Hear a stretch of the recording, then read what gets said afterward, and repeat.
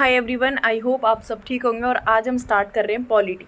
क्या स्टार्ट कर रहे हैं? पॉलिटी। और पॉलिटी की हमारी ये फर्स्ट क्लास है, सभी वनडे एग्जाम्स के लिए मोस्ट इंपॉर्टेंट है। और हम इसमें देखेंगे कि जो हमारी संविधान सभा है उसका गठन किस तरीके से हुआ। तो स्टार्ट करते हैं। संविधान की शुरुआती में मांग यानी कि स्टार्टिंग में मांग किसने की थी संविधान की? तो ये की थी बाल गंगाधर तिलक ने। किसने की थी? बाल गंगाधर तिलक ने की थी। और कौन सी ईयर में की थी? 1895 में की थी। किस में की थी? 1895 में की थी।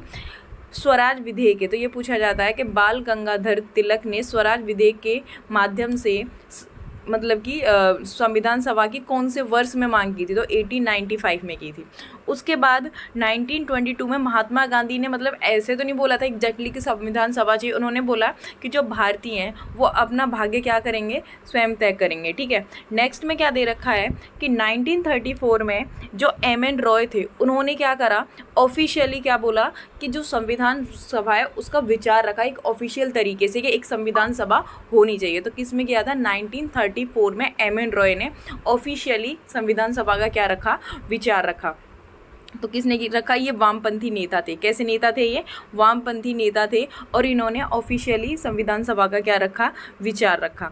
आगे दे रखा है कि 1935 या फिर 1938 में जो कांग्रेस के वो थे जवाहरलाल नेहरू, उन्होंने बोला कि वयस्क मताधिकार के आधार पर सभा की क्या की? उन्होंने मांग की। किसने की थी? तो ये पूछा जाएगा वयस्क मताधिकार के रूप में किसने मांग की थी? तो नेहरू ने की थी। ठीक है। और फिर कांग्रेस ने भी इसकी मांग की थी 1935 में की थी। यानी कि ये 1938 में जवाहरलाल नेहरू ने बोला था, लेकिन 1935 में कांग्रेस ने बोला कि एक संविधान सभा होनी चाहिए।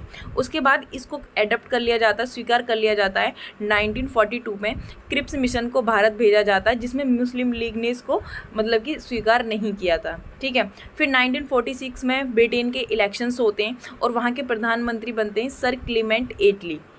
फिर भारत में क्या आता है? कैबिनेट मिशन आता है। यानी कि पहले कौन आता है? क्रिप्स प्रस्ताव आता है, जिसको मुस्लिम लीग ने क्या किया? स्वीकार नहीं किया। किस में आता है? 1942 में आता है। ठीक है। उसके बाद ये क्रिप्स के जो मिशन आने के बाद फिर वहाँ पे एक इलेक्शंस होते हैं। कहाँ पे? ब्रिटेन में 1946 में, जिसके प्रधानमंत्री कौन बने? सर क्लेमेंट एटली। और फिर उसके बाद फिर कैबिनेट मिशन भारत में 90। तो ये पूछा जाता है कैबिनेट मिशन भारत में कौन से वर्ष में आया? तो 1946 में आया। किस में आया? 1946 में आया। इसके बाद है कैबिनेट मिशन और सभा की संरचना किस तरीके से हुई। तो यहाँ पे एक चीज़ और ऐड करना कि जब क्रिप्स प्रस्ताव आया था, तो जो क्रिप्स प्रस्ताव था उसके अध्यक्ष थे स्टेफोर्ड क्रिप्स थे। ठीक है। वो आया था 11 मार्च 1942 को आया। उसके बाद वो भारत पहुंचता 22 मार्च 1942 को। वहाँ पे मुस्लिम लीग ने क्या किया? इसे स्वीकार नहीं किया। फिर 1945 में हमारा जो सेकेंड वर्ल्ड वॉर चल रहा था वो क्या होता है? एंड होता है। उसके बाद फिर 1946 में ब्रिटेन में क्या होते हैं? इलेक्शंस होते हैं। समझ में आया? यानी कि 11 मार्च 1942 को क्रिप्स प्रस्ताव आता है, जिसके अध्यक्ष स्टेफोर्ड क्रिप्स होते हैं। फिर भेजा जाता है, जो 22 मार्च 1942 को भारत पहुंचा है। उसके बाद उसने मुस्लिम लीग ने इसको अडॉप्ट नहीं किया है। फिर 1945 में हमारा जो सेकेंड वर्ल्ड वॉर चल रहा था उसका एंड हो जाता। उसके बाद ब्रिटेन में इलेक्शंस होते हैं, जिसके प्रधानमंत्री कौन बनते हैं? सर क्लेमेंट एटली। सर नहीं, यानी क्लेमेंट एटली वहाँ के क्या बनते हैं? प्रधानमंत्री भेजे। उसके बाद फिर हमारा कैबिनेट यानी कि जो कैबिनेट मिशन भेजा जाता है भारत में, किसमें? 1946 में। और जिसके सदस्य कौन कौन होते हैं? स्टेफोर्ड क्रिप्स होते हैं, पैथिक लॉरेंस होते हैं और ए.बी. अलेक्जेंडर होते हैं। यानी कि किसके जो कैबिनेट मिशन भेजा जाता है उसके ये अध्यक्ष होते हैं। और टोटल अगर इसमें देखा जाए यानी कि कुल सदस्य होते हैं तो ये कितने होते हैं? 389 होते हैं। कितने होते हैं? 389। यानी कि इसके अध्यक्ष यानी कि जो क्रिप्स कैबिनेट मिशन भेजा जाए उसके सदस्य ये 3 होते हैं। कौन? ये पूछा जाता है कि जो कैबिनेट मिशन भेजा गया था तो उसके सदस्य कौन कौन थे? तो कौन था? स्टेफोर्ड क्रिप्स, पैथिक लॉरेंस और कौन था? ए.बी. अलेक्जेंडर था। अब इसके बाद है कि इसमें ये बोला गया कि जब तक संविधान सभा का गठन नहीं हो जाता है, ठीक है, तो वहाँ पे अंतरिम सरकार मतलब कि जब तक नहीं बन जाती, यानी कि अंतरिम सरकार का गठन, यहाँ पे 2 पॉइंट्स रखे जाते हैं कि संविधान सभा का गठन और अंतरिम सरकार का गठन। यानी कि जब तक संविधान सभा का गठन नहीं हो जाता तो अंतरिम सरकार है उसके बेस पे चलता है। फिर जब संविधान सभा का गठन होता है उसमें क्या होगा कि वहाँ पे 389 यानी कि टोटल मेंबर, यानी कि संविधान सभा गठन हुई उसमें किस किस ने भाग लिया? ब्रिटिश भारत, कमिश्नरी क्षेत्र, देसी रियासतें और चुनाव आंशिक रूप से निर्वाचित, यानी कि इस तरीके से हुए। ठीक है, इसमें जो टोटल मेंबर थे वो कितने थे? 389 थे। कितने थे? 389 थे। कितनी पॉपुलेशन पे? 10 लाख, यानी कि 10 लाख की जनसंख्या थी। और टोटल थे कितने थे? 389 के लिए यहाँ पे टोटल मेंबर 389 है और पॉपुलेशन कितनी थी? 10 लाख की जनसंख्या थी। और ब्रिटिश भारत, यानी कि जो ब्रिटिश भारत के जो सदस्य थे वो कितने थे? 292 थे। कमिश्नरी क्षेत्र में कौन थे? 4 थे, जिसमें दिल्ली, अजमेर, कुर्ग और बलूचिस्तान थे। और देशी रियासतें कितनी थी? 93 मनोनीत थी। ठीक है, इसके बाद चुनाव होते हैं। चुनाव में क्या होता है कि जुलाई अगस्त 1946 में हुए, जिसमें कांग्रेस थी उसको 208 और मुस्लिम लीग को कितनी सीटें मिली? 73 सीट मिली। कितनी सीट मिली? तो ये पूछा जाता है कि जब 1946 में जुलाई अगस्त में, यानी कि जो इलेक्शंस हुए थे उसमें कांग्रेस को कितनी सीटें मिली? 208 और मुस्लिम लीग को कितनी मिली? 73। और जिसमें ये भी पूछा जाता है कि वहाँ पे महिलाओं की संख्या कितनी थी सदस्य की? तो 15 थी, जिसमें से एकमात्र जो फीमेल थी वो बेगम एजाज रसूल थी। तो ये पूछा जाता है कि जब एकमात्र मुस्लिम मतलब जो संविधान सभा का गठन हो रहा था जहाँ पे सीटों के लिए 10 मतलब 389 थी, उसमें से आपकी 292 ब्रिटिश भारत को मिली, 4 कमिश्नरी थी और 93 देसी रियासत थी। उसमें कांग्रेस की कितनी थी? 208 सीट थी। मुस्लिम लीग 73, महिलाओं की संख्या 15 थी। और आपकी जो एकमात्र मुस्लिम महिला थी वो कौन थी? बेगम एजाज रसूल थी, जब संविधान सभा का क्या हो रहा था यहाँ पे गठन हो रहा था। अब यहाँ पे क्या है कि संविधान सभा के लिए अलग अलग बैठक हुई। क्या हुई? बैठक हुई, समिति हुई। तो पहले इसमें से इम्पोर्टेंट बैठक है, प्रमुख बैठकों में इम्पोर्टेंट बैठक हो जाती है कि जो पहली बैठक थी वो कब हुई थी। ये यहाँ से एक क्वेश्चन बनता है इसमें से, यानी कि प्रथम बैठक जो हमारी फर्स्ट मीटिंग थी वो कब हुई थी? 9 दिसंबर 1986 में हुई थी। किसको इसके और सदस्य कौन थे, यानी कि स्थायी सदस्य अध्यक्ष कौन थे? सच्चिदानंद सिन्हा थे। तो ये पूछा जाता है कि जब पहली बैठक हो रही थी संविधान सभा की वो कब हुई थी? 9 दिसंबर 1946 को हुई थी। इसके अस्थायी सदस्य अध्यक्ष कौन थे? तो सच्चिदानंद सिन्हा थे। फिर दूसरी बैठक होती है वो 11 दिसंबर 1946 को होती है। इसके जो स्थायी अध्यक्ष चुन लिए जाते हैं वो कौन होते हैं? डॉक्टर राजेंद्र प्रसाद होते हैं। और BN राव को संवैधानिक सलाहकार चुना जाता है। तो यहाँ से एक से दो क्वेश्चन बनते हैं। पहला कि अस्थायी अध्यक्ष किसे चुना गया? सच्चिदानंद सिन्हा को चुना गया। और फिर नेक्स्ट बनता है कि फिर दूसरी बैठक में, यानी कि जो हमारी सेकंड मीटिंग होती है वो 11 दिसंबर 1946 को होती है, जिसमें जो डॉक्टर राजेंद्र प्रसाद है उनको स्थायी रूप से अध्यक्ष बना लिया जाता है और जो BN राव होते हैं उनको संवैधानिक सलाहकार चुन लिया जाता है।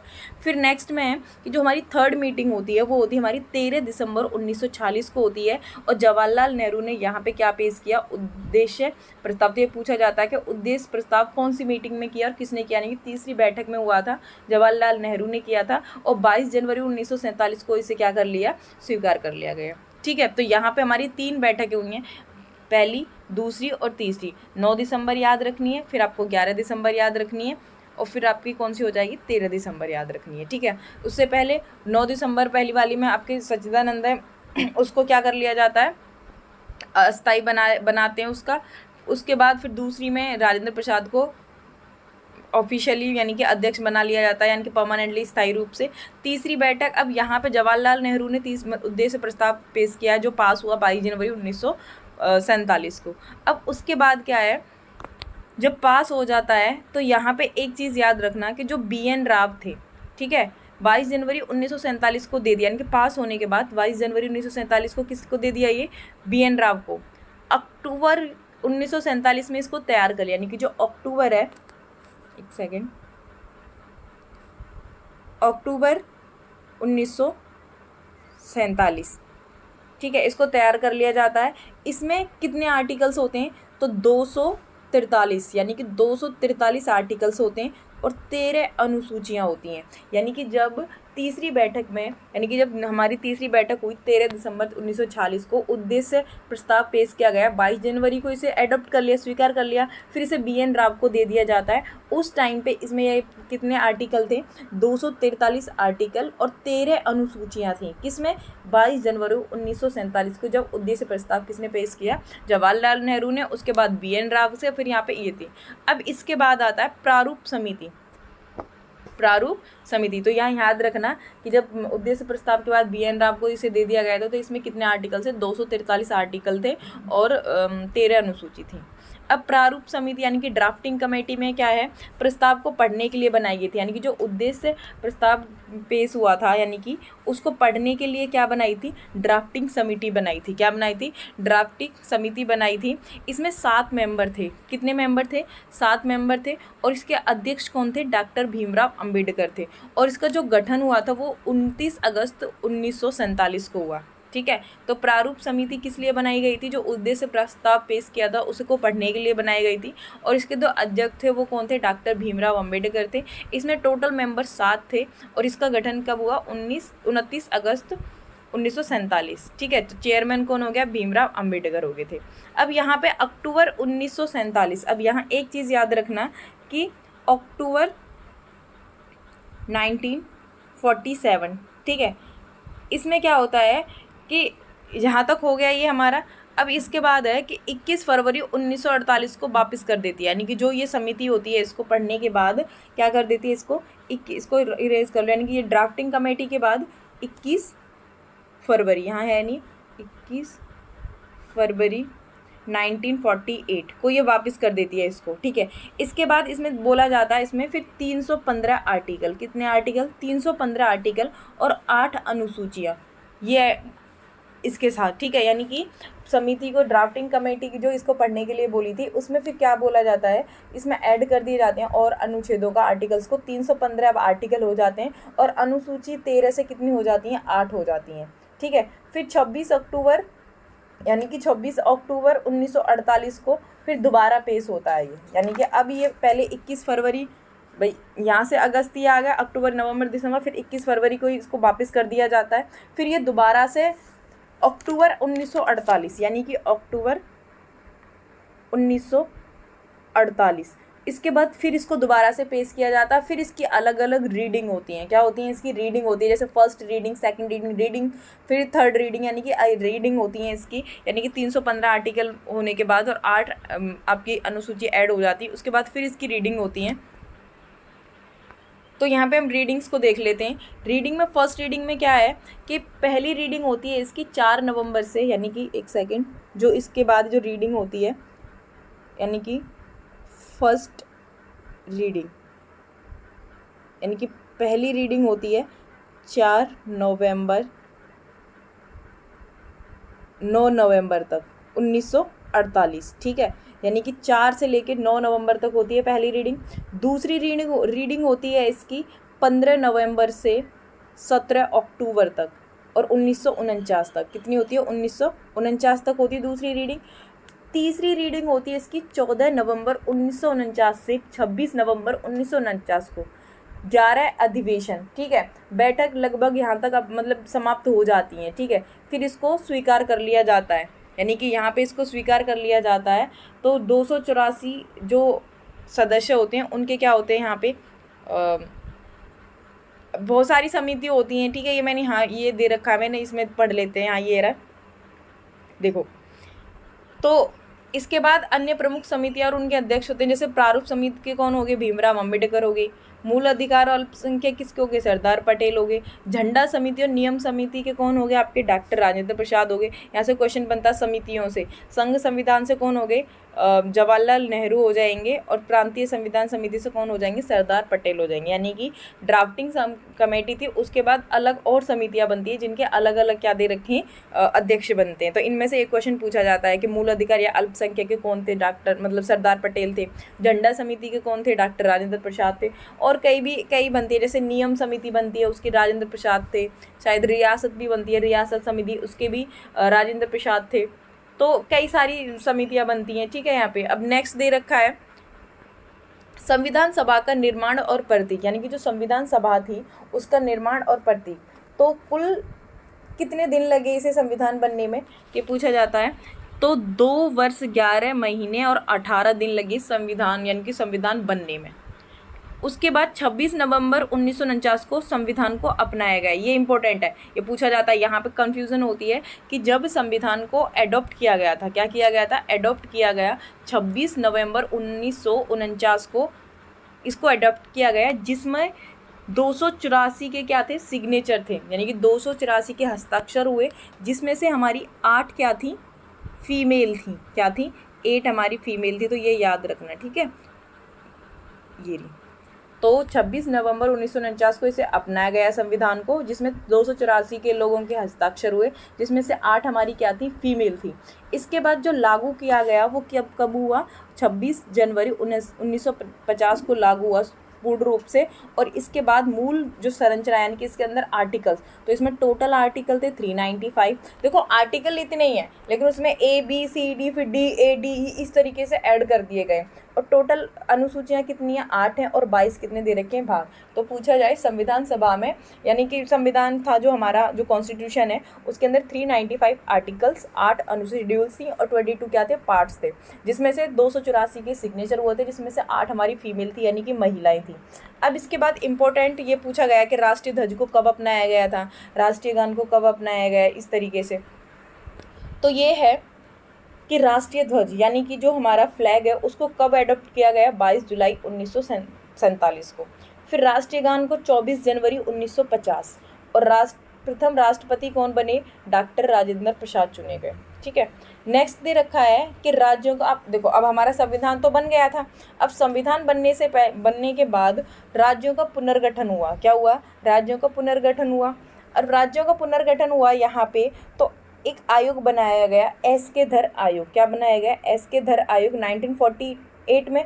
और इसी को क्या बोलते हैं, JVP समिति बोलते हैं। क्या बोलते हैं, JVP समिति बोलते हैं। इन्होंने भाषाई आधार पर राज्यों के गठन का विरोध किया और सुरक्षा व एकता पर जोर दिया।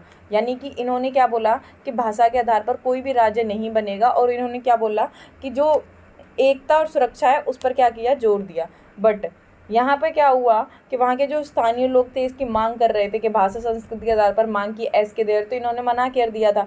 इसके बाद क्या होता है कि आंध्र प्रदेश में 1953 में भाषाई आधार पर बनने वाला पहला राज्य बना, जहाँ पे जो पोटी श्री रामलू थे 56 दिनों तक भूखे रहे, और भूखे होने के बाद इनकी क्या हो जाती है, डेथ हो जाती है। फिर वहाँ पे हड़ताल होती है, जब ये हमारा जो पहला जो राज्य है वो आंध्र प्रदेश बनता है भाषा के आधार पर, ठीक है। तो ये हो जाता है 1953 में हो जाता है, भाषा के आधार पर ये बन जाता है। और इसके बाद है फजल अली आयोग आ जाता है 1953। इसकी रिपोर्ट के आधार पर 7वें संविधान संशोधन होता है 1950 के 56 में, और इसके तहत 14 राज्य और 6 केंद्र शासित प्रदेश बनाए गए। यानी कि जो फजल अली आयोग था, ये पूछा जाता है कि फजल अली आयोग के आधार पर 7वां संविधान संशोधन होता है 1956 में, ठीक है। और उसमें आपके 14 राज्य और 6 केंद्र प्रशासित देश बनाए गए हैं। अब नए क्रम में देखा जाए ये कि कौन कौन से बने, कौन कौन से राज्य बने। तो 15वां कौन बना, बम्बई, गुजरात से वो अलग हुआ। 16वां नागालैंड हुआ, बम्बई से अलग हुआ गुजरात। फिर 1963 में कौन बना, नागालैंड। 17वां कौन बना, हरियाणा। फिर 18वां हिमाचल, यानी कि इस तरीके से बने।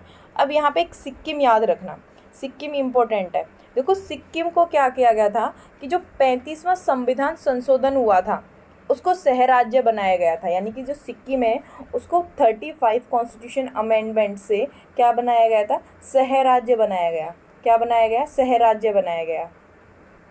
इसके बाद 36 जो अमेंडमेंट हुआ था उसके बाद उसे सिक्किम को पूर्ण राज्य मिला था। यानी कि 35 में क्या किया गया था, इसे कॉन्स्टिट्यूशन अमेंडमेंट होता है तो यहाँ पे इसे एक सह राज्य बना लिया जाता है। लेकिन जब 36 अमेंडमेंट होता है उसके बाद इसको पूर्ण राज्य क्या बना लिया जाता है, पूर्ण राज्य का दर्जा मिल जाता है। और 21 वंश से लिया था, आई थिंक चोग्याल कुछ वंश करके था, जहाँ पे ये भारत में, यानी कि जब इस टाइम पे इसको मिलाया गया था तो वहाँ पे कौन सा वंश था, चोग्याल वंश था। कौन सा था, चोग्याल वंश था, ठीक है।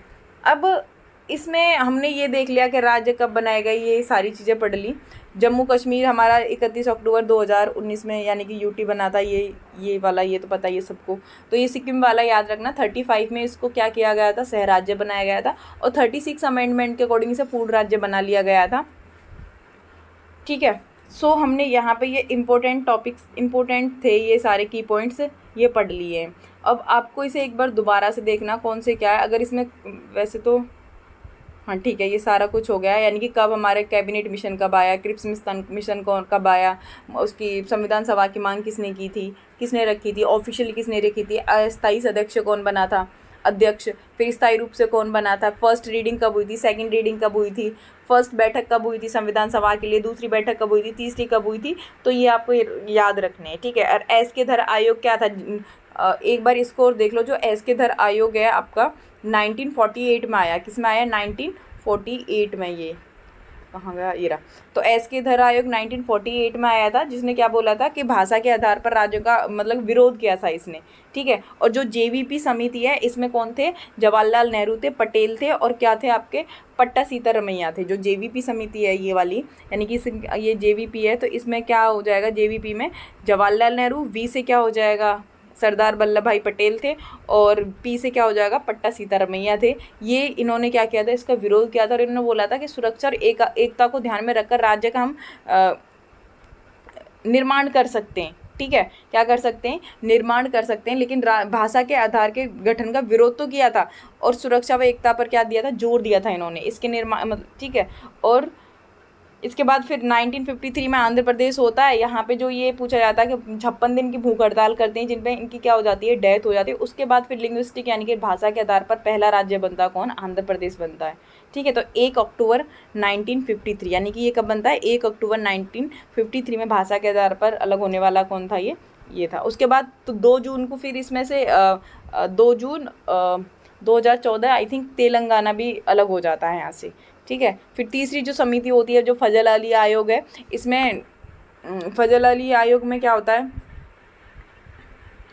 इसकी रिपोर्ट के आधार पर 7वां कॉन्स्टिट्यूशन अमेंडमेंट होता है, यानी कि संविधान संशोधन होता है। उसमें फिर 14 राज्य और 6 केंद्र प्रशासित देश बनाए जाते हैं। उसके बाद फिर नए क्रम में देखा जाए तो 15वां, 16वां, 17वां, 18वां, 19वां, इस तरीके से हमारे सारे राज्य और केंद्र शासित देश बनते हैं, केंद्र प्रशासित देश बनते हैं, ठीक है। तो इसको एक बार रिवाइज करना अच्छे से, और यहाँ से 2 से 3 क्वेश्चन हैं जो मोस्ट बनते ही बनते हैं इंपॉर्टेंट, ठीक है। सो वीडियो को यहीं एंड करते हैं। वीडियो अच्छी लगे तो भाई इंपॉर्टेंट है, लाइक, शेयर और सब्सक्राइब करना, ठीक है। और शेयर ज़रूर करना, सभी के पास पहुँचनी चाहिए वीडियो, ठीक है। Thank you so much.